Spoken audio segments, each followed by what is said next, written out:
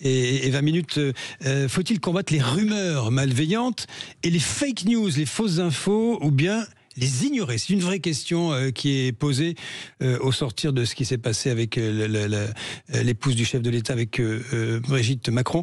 La posture a changé au plus haut sommet de l'État. Oui, on l'a vu récemment, effectivement, avec ce procès de 10 personnes pour cyberharcèlement suite aux rumeurs transphobes sur Brigitte Macron. Le parquet a réclamé des peines de prison avec sursis. Longtemps, c'est vrai, au plus haut niveau de l'État, la posture, c'était plutôt d'ignorer les rumeurs, les fake news pour ne pas leur faire de publicité. C'était la crainte de ce qu'on appelle, vous savez, l'effet Streisand, du nom de la chanteuse Barbara Streisand. Elle avait tenté de faire interdire une photo aérienne de sa propriété au début des années 2000. Et du coup, ça avait eu l'effet inverse. Le cliché avait encore plus circulé. Donc, pour éviter cet effet, bien longtemps, oui, au sommet de l'État, il y a eu ce choix d'ignorer les fausses infos, ou en tout cas de les présenter comme insignifiantes. Sauf que ces derniers temps, oui, la présidence a choisi au contraire de les contester frontalement, comme à propos, vous savez, de ce mouchoir d'Emmanuel Macron, cette photo dans un train pour l'Ukraine. Oui. Certains avaient voulu y voir un sachet de cocaïne. Eh bien là, l'Élysée avait pris la peine de répondre, de tweeter. Ceci est un mouchoir, avec finalement cette idée que la fake news, elle n'a plus besoin de publicité pour circuler à l'heure des réseaux sociaux, et que le moins pire à faire pour y répondre, ça reste de la contester ouvertement en place publique. Alors le président Emmanuel Macron, mon cher Félix Mathieu, en fait une question... on va dire quoi, d'indépendance nationale. Oui, la présidence le présente comme ça. Oui, il l'a assumé ouvertement le mois dernier avec un discours sur les ingérences étrangères via les fake news. La France, deuxième pays le plus visé par la désinformation russe après les États-Unis. D'ailleurs, a souligné le chef de l'État lors de ce discours. Il parle de guerre informationnelle.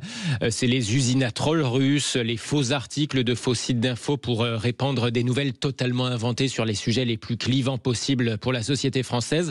Bref, des avalanches de fausses nouvelles qui s'intensifient d'ailleurs, notamment en période électorale, comme on l'a vu aux États-Unis, en France ou en Roumanie, avec l'annulation du premier tour de la présidentielle roumaine l'année dernière. C'était la suite à des manipulations pro-russes via la plateforme chinoise TikTok. En tout cas, ça a été présenté comme ça par le Conseil constitutionnel roumain. Sujet très important que vous déployez là ce matin, Félix Mathieu. Bonjour à vous, Thierry Léandre Le Fur.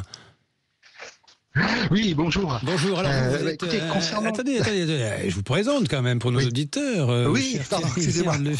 Vous êtes, vous, un expert en comportement numérique et addictif. Vous avez écrit un livre qui fait référence là-dessus, intitulé « Pousse, mieux vivre avec le numérique ». Quel est l'éditeur d'ailleurs au passage de cet ouvrage ? Pour ceux que Alors c'était Dosis. C'est Dosis, c'est ça, c'est Dosis. C'est édité par Dosis. Voilà. Et d'ailleurs, vous préparez un nouveau livre sur le sujet. Thierry Léandre Le Fur, est-ce que c'est une évolution logique, selon vous, désormais de combattre ces rumeurs pied à pied plutôt que d'essayer de jouer le silence et l'effacement ?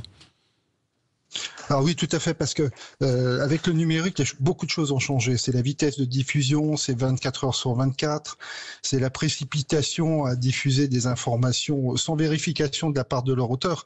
Quand un média diffuse quelque chose, il a l'ARCEP, il a des contrôles, il a ses auditeurs qui peut pas tronquer, oui. Tandis qu'en numérique, on peut diffuser un peu ce que l'on veut. Ça, c'est le premier point. Alors, le deuxième point, pour répondre plus directement encore à votre question, c'est que ça engendre beaucoup de débats. La seule chose, c'est que vous avez les gens qui vont vous attaquer, puis ceux qui vont vous défendre.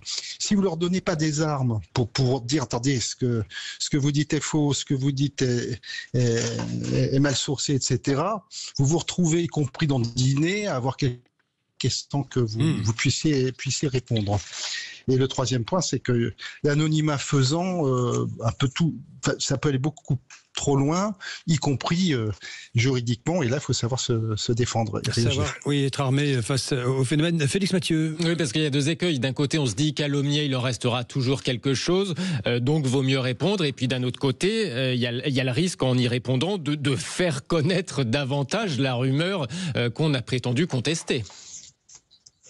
Alors tout à fait, c'est pour ça qu'on peut préconiser maintenant, quand on voit apparaître quelque chose, de d'abord prendre un premier temps pour se dire, mais d'abord, comment je m'arme? Qui est-ce que je peux contacter? Est-ce que je dois contacter des juristes? Est-ce que je dois, à la limite, avoir dans mon entourage des gens qui vont me dire, vas-y, être timoré, ou des gens, voire des psychologues, qui vous...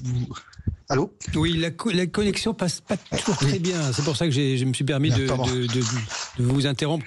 Allez-y, reprenez.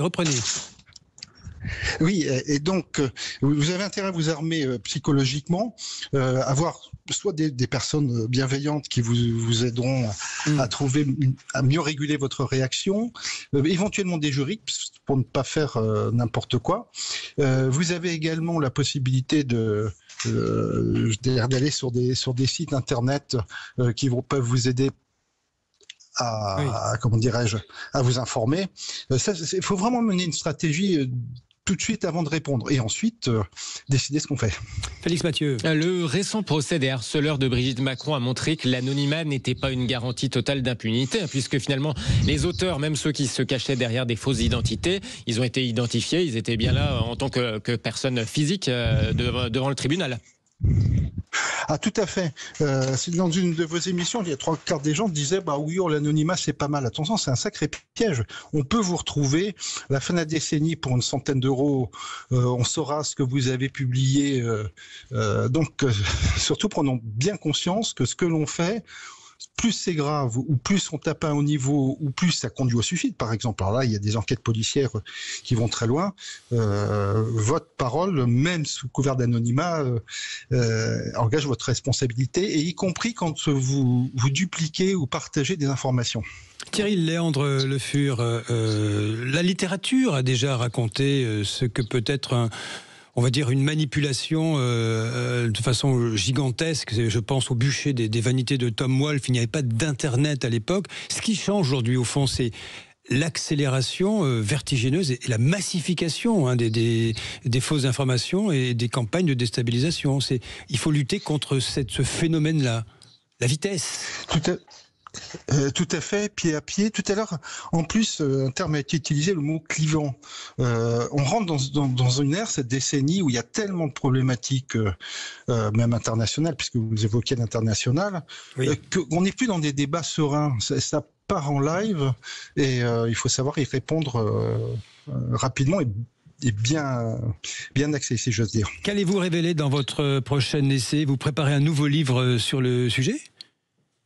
Tout à fait, sur les réseaux sociaux, ça va être pouce 2 sur les réseaux sociaux, comprendre ce qui se passe sociétalement, puisque justement je viens d'évoquer que la société est en train de changer, se durcir, espérant qu'elle aille mieux un jour, mais en ce moment il y a trop de conflits un peu partout, et d'une part, et d'autre part comprendre ce que c'est que l'addictivité, parce que là-dedans si on surréagit, qu'on met de la matière dans les réseaux sociaux, c'est parce qu'on a besoin, il faut apprendre à se réguler, voilà.